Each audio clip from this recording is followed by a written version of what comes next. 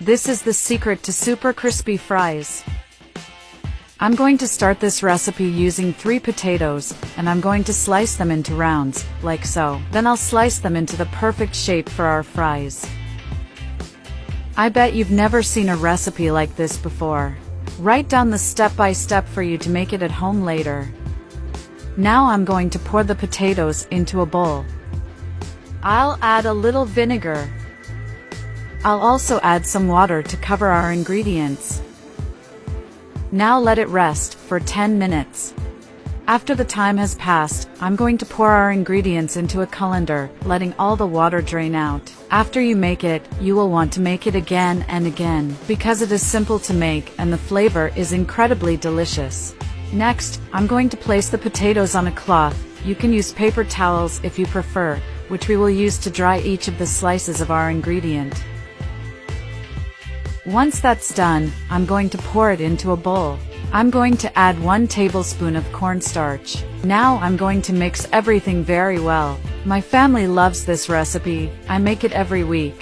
I guarantee that after you make it, it will become a routine in your house. That done, let's go to the next step. In a pan with low heat, I'm going to add oil. Use enough to fry our ingredients. Then, with the oil hot, I will add the potatoes for frying. It's important to keep an eye on the frying process, because it doesn't take long for our recipe to reach its ideal point. With the potatoes at this point, I will remove them from the pan, because this is the ideal point for our super crispy and tasty recipe. I will repeat the process, frying the rest of the potatoes. Meanwhile, tell me from which city you are watching us so I can send you a special hug. Today's hug goes to Lily Hardy from Sanford. I am happy that you are enjoying our recipes. Perfect recipe to make when you don't have much time to cook, simple and easy to make, and the best, very tasty.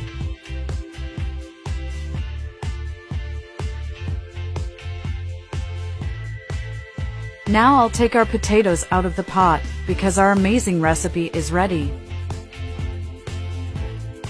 Make it and try it, the flavor will surprise you.